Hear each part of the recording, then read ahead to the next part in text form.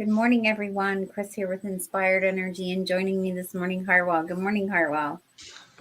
Good morning, everyone. Good morning, Kris. So we're continuing our journey here with the 21 codon rings. And the next one that we're doing today is called the Ring of Trials. Can you tell us what makes up that ring and a little bit about them? There's three of them. There's the 12, the 33, and the 56. Although maybe I should have said 33, 56, 12, because there's a particular order that we're going to talk about them today. And basically, they really speak about the story of our evolution. And I'll say more about that at the end. But our beginning place is the 33. And you'll see in a minute why these are the three great trials. It's like they're very clear. I mean, all of them are clear, right? Mm-hmm. But the 33 is about the journey from forgetting to revelation via the way of mindfulness.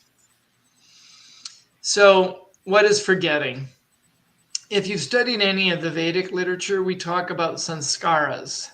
Sanskaras are these imprints. They're not memories per se, but they're energetic imprints that pull us into the same habit patterns and act as kind of areas in our life where we seem to be pulled into the same patterns over and over and over again. So these karmic imprints, they keep us mired in Maya, the illusion of life. We forget that we're awake spiritual beings. Okay.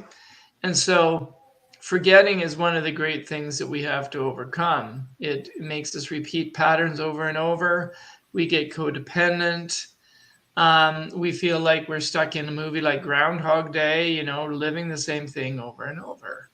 Picking the same man, picking the same woman, ending up in the same situations. Yeah. Yes. Doing the same behaviors, having the same emotional reaction patterns, which, of course, is the internal thing that causes us to choose all those external things over and over again. Right. So,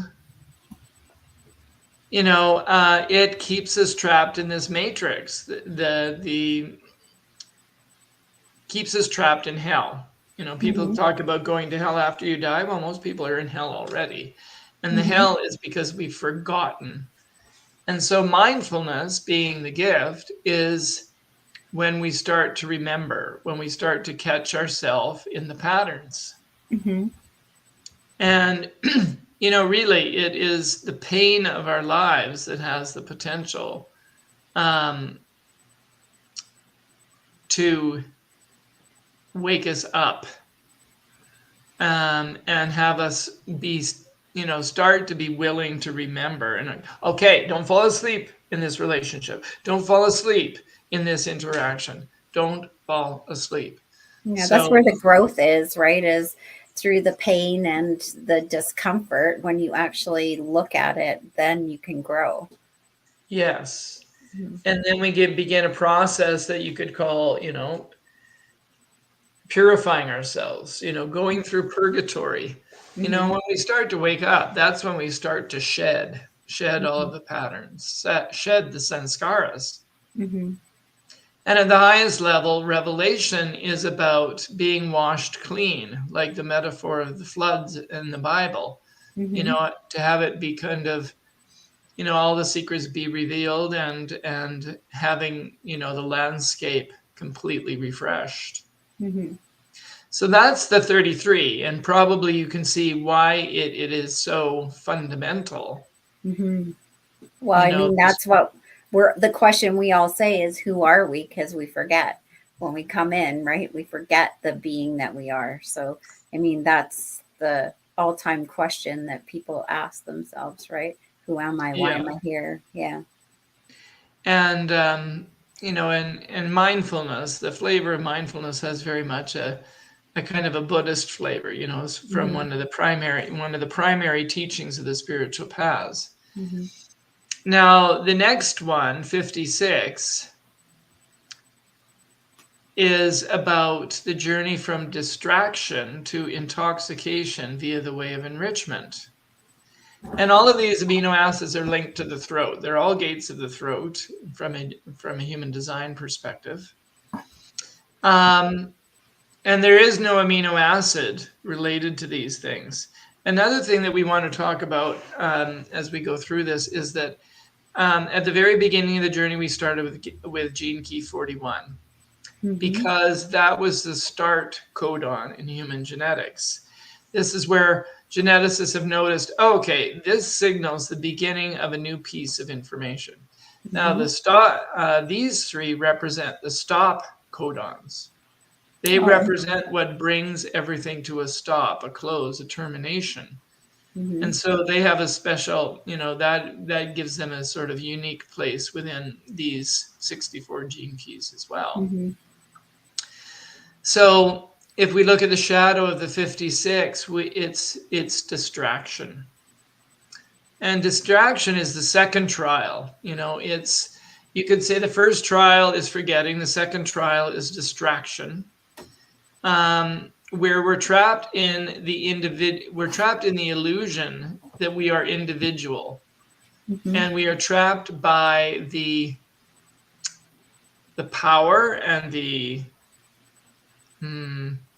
we're trapped by our senses. We feel that the reality of the world is sensory, and so we get trapped by that. The five senses. So what we can see, hear, touch, taste, smell is all we think there is without tapping into that unseen. Yeah, exactly.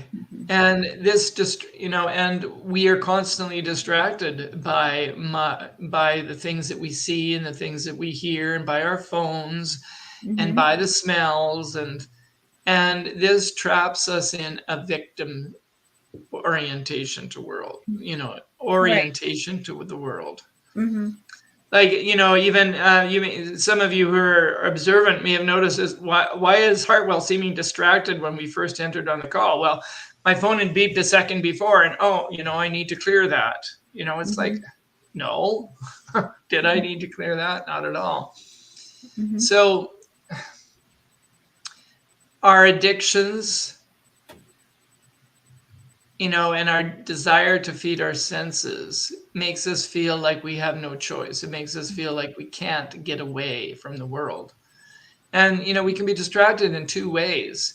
One way, the outer world distracts us from our inner world of feelings and from higher realms. So we're distracted by my desire to eat cookies and, our desire to kind of pay attention to our video game for 5 more minutes. Oh, no, 5 more. But then it also distracts us on an inner level through fantasy, through our fantasy projections onto others, through our projections of what we would like the world to be if it were other than what it is. If only I could this. So that traps us too. Okay. And so with all of this distraction, where is there time for mindfulness? Where is there time for meditation? Where is there time for us to cultivate, our relationship to the divine? But at the level of enrichment, at the level of the gift, we begin to be able to discern between what feeds our spirit and what saps it. So we begin to learn self-discipline. And we find the balance between vice. Oh, bless you. Thank you. Find the balance between vice and virtue. So enrichment isn't about giving up the things of the senses. It's about being able to be disciplined about it, so that you're no longer a victim of your own sensory desires. And so now you begin to find that balance between, oh, I'd like to have a drink, but no, I'm not going to have 5 drinks. Or, I'm going to enjoy 1 cookie. No, I don't need to eat 4. The balance between vice and virtue, between wildness and responsibility. And this, locked within this, is the ability to see, take what we call evil, the shadow sides of ourselves, and use those as a way of transcending. So we start to kind of enjoy life in a different way, not in the way that it has its escape, but in the way that it draws us in. Well, they're signals, right? It's a signal when you are mindful and you see the shadow, you go, oh, I know what that is. And, now I'm going to deal with it appropriately instead of just giving in to whatever it is. Yes. Mm-hmm. And so I'm still going to enjoy my senses, but I'm not going to let them rule me. Mm-hmm. So somebody who has the gift of enrichment, they don't know how to balance fun and seriousness. They know how to suck all the marrow out of life, and subtle senses beyond the five that we're used to begin to come alive, Mm-hmm. at the gift level of this city. And at the highest level, intoxication, we are so disciplined, but the only thing that really distracts us is our attraction towards the divine.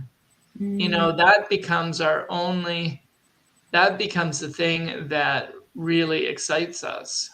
And Right. this is where we talk about divine madness. Mm-hmm. We've heard about the crazy wise people or crazy saints.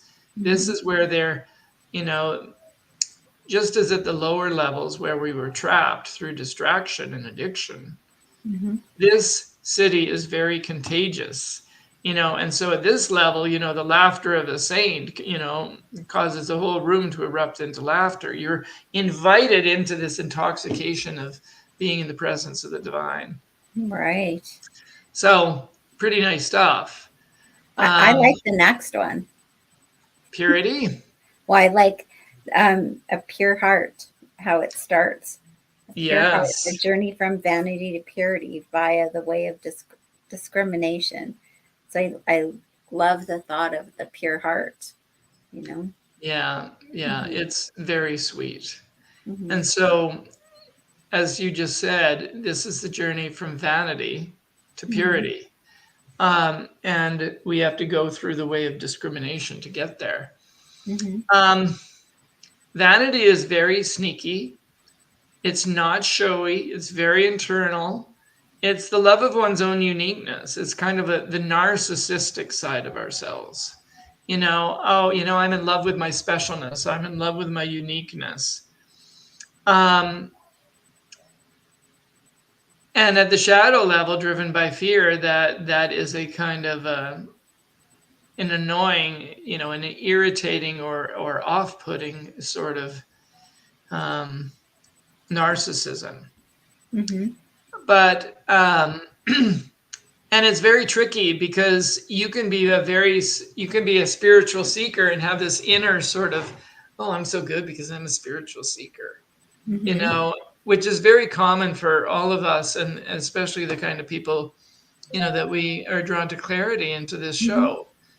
Vanity is sneaky. We can feel like, oh, I'm just a little bit better than everybody else because I'm so spiritual and I listen to spiritual podcasts and I do all this stuff. Mm-hmm. So as it rises up, this gene key 12, which is so connected to our breath and our emotions, as it rises up, it becomes discrimination. Some of the greatest artists of the world, have a strong gene key 12. This is where we learn to discriminate what is healthy for us in life and what is not. Well, this is where our mentor talks about discernment and the power of discernment, knowing what's in alignment for you, who's with you, who's not, what's good for you, what's not. Is this your mission? Is it not? So I can see this being a valuable thing for people to learn. Yeah, absolutely. And I mean, some of that discernment that you're talking about, Kris, which is so powerful, is related to some of the others too, like Gene Mm-hmm. Key 4, which is understanding, or Mm-hmm. um, Gene Key 18, which is precision. Mm-hmm. So there are more than one way to look at that, but for Mm-hmm. sure, that's what it's about. And Mm-hmm. this is where you turn your urge to be better and purer towards art, towards the cultivation of beauty in words and music and drama, Mm-hmm. poetry. This is very much, this gene key is very much about that feeling of falling in love. So at the level of discrimination, vanity is about knowing, is about loving not only yourself. It is about loving yourself, but it's about loving the things and the people outside of yourself that uplift your vibration, that make you feel good. So you start to realize that, to sing beautifully, to speak powerfully, to write uplifting language is a way of, these things make us feel good, honoring those things. So true art lovers and people who really have a gift for seeing and knowing what is authentic in the world have the gift of discrimination. What is authentic? What is coming from the heart? So at the highest level, purity is the gift.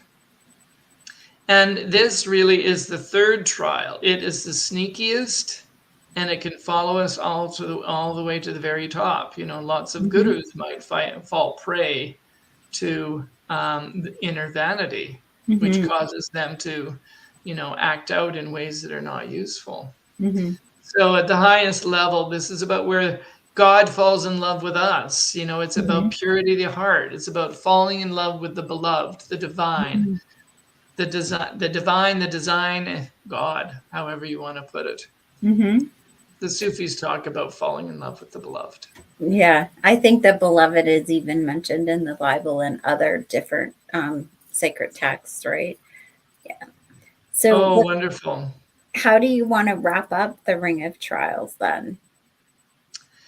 Well, I thought it was important for us to talk about all three today, even though they're very rich.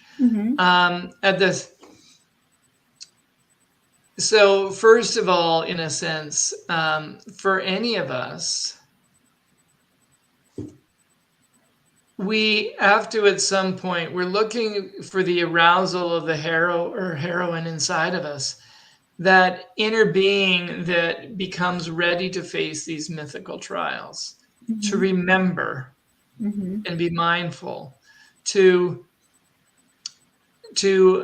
embrace enrichment, and release distraction.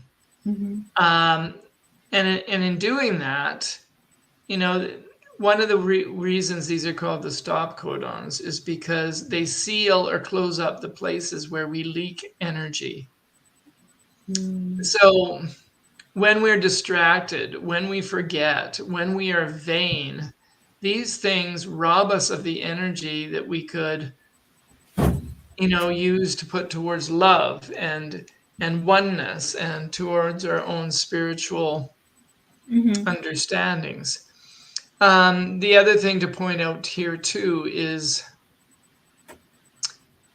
that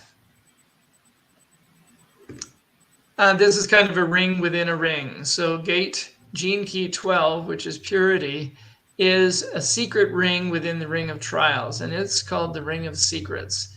It's only one, and it's only accessed once you've done the other two. But this in a purification.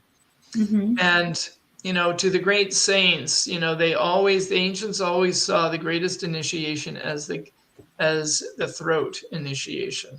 And in Sanskrit, the throat chakra is called Visuddha, which means purification. So it's by the process by which you're suffering is gradually, first you realize that you're in hell. You remember, you start to wake up. That's 33. Then you gradually transcend your suffering by overcoming distraction. And then you are finally ready at the Ring of Secrets to confront the true nature of yourself, the vanity that lives within us all, and sort of surrender into the divine and separate your sense of self, your separate sense of self, so that you cannot unite with the beloved. That's kind of the message. And that's why. Yeah. Do you have any thoughts? Well, I know it's interesting because you were talking about a seal, and I remember that in one of the books that I was reading, it talks about the 7 seals. So there's like 7 different stages that you go through, or 7 stages of psycho-spiritual development, right? And once you attain each one, you can't do one without having done the other. So they kind of go in order. So then all of this makes sense when we're talking about it within the context of the gene keys and the codon rings. So it definitely, all the work kind of ties together. People just have different languages or different angles to come at it from. So I find that very interesting. Yes. And I mean, I am guided, or I want to kind of bring up a couple. Richard Rudd put so many things so beautifully. But one thing he's always saying is, do not shy away from your suffering. For your suffering is the toxin that you are here to use to become intoxicated. So the message we want to give here is, stop fighting and thinking that you're not worthy because of your faults. Your faults are your shadows. Your shadows are connected to your gifts and to your cities. Embrace, allow, accept, and embrace those shadows in you, and you will be engaging within the process of your own unfoldment.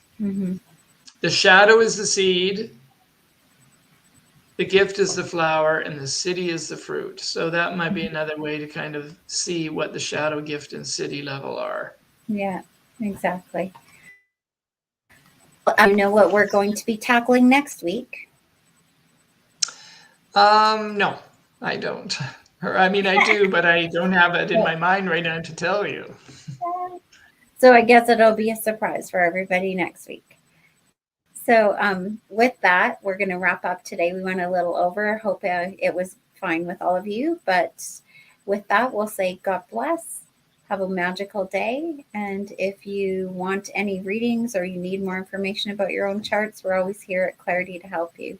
So have a wonderful day. Bye now.